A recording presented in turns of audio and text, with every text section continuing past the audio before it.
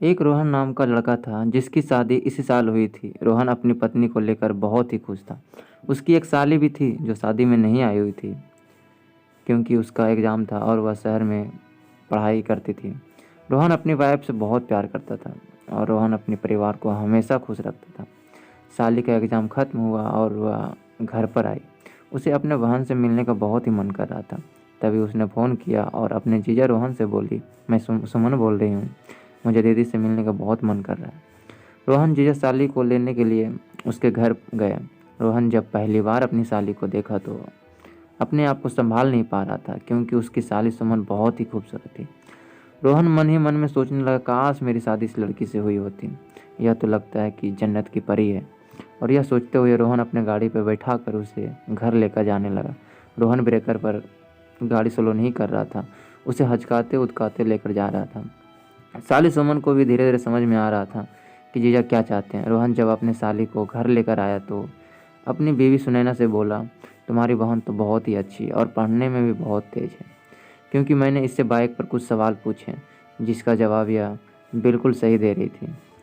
तभी सुनैना बोली, इसलिए तो हम लोग इसे शहर भेजे थे पढ़ने के लिए, ताकि यह अपने पढ़ाई में कामयाब हो सके और कुछ अच्छा कर दिखाए।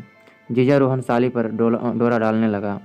सुमन भी धीरे धीरे अपने जीजा को चाहने लगी थी क्योंकि उसे लग रहा था कि जीजा मेरे हीरो जैसे हैं। वह मेरी बहन से कितना प्यार करते हैं, तभी मुझसे कितना प्यार करेंगे। यह सोचकर शीशे के सामने सुमन बैठी हुई थी। तभी अचानक उसके जीजा रोहन वहां पहुंचे और उसके बालों पे अपना उंगलियां फेरने लगे। तभी सुमन बोली, क्या कर रहे हैं, अभी दीदी आ जाएगी। तभी रोहन बोला, तुम चिंता क्यों करती हो, तुम्हारी दीदी छत पर है, वह अभी नहीं आएगी। धीरे धीरे दिन बीतते गए। सुमन और रोहन एक दूसरे के करीब आते गए। दोनों सारे हदें पार कर चुके थे। सुमन पेट से हो गई थी। जब यह बात रोहन को पता चली तो रोहन पछताने लगा, मैंने क्या कर दिया। तभी सुमन ने कहा, अब सोचने का वक्त नहीं है जीजू, मुझे भी अपना लीजिए। तभी रोहन बोला, सुनैना इसको कभी नहीं चाहेगी, मुझसे बहुत बड़ी गलती हो गई, परंतु इसका प्रायश्चित कैसे करूं समझ में नहीं आ रहा।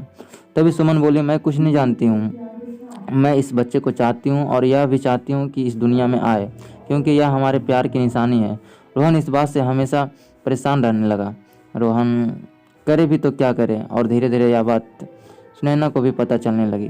सुनैना भी अब क्या करे, उससे भी समझ में नहीं आ रहा था वह किसे गुनहगार समझती, अपनी बहन को या अपने पति को, क्योंकि गलती तो दोनों ने की थी। और इसके बीच तड़प रही थी सुनैना। सुनैना ने अपने घर वालों से फ़ोन पर सारी बातें बताई और रोहन से तलाक मांगने की बात बोली। रोहन और सुनैना का तलाक हो गया, पर इस तलाक से फ़ायदा सुमन को हुआ, क्योंकि रोहन और सुमन दोनों शादी कर लिए। दोस्तों, इस कहानी से हमें यही सीख मिलती है कि कभी भी अपने आप को पूरी तरह से कंट्रोल करके चलना चाहिए, वरना इस दुनिया में कब और क्या हो जाए कोई नहीं जानता। यह कहानी बहुत छोटी है, मैंने बनाई है क्योंकि यह कहानी बहुत ही लंबी थी। आप सभी दोस्तों को मेरा अपना कीमती समय देने के लिए बहुत बहुत धन्यवाद।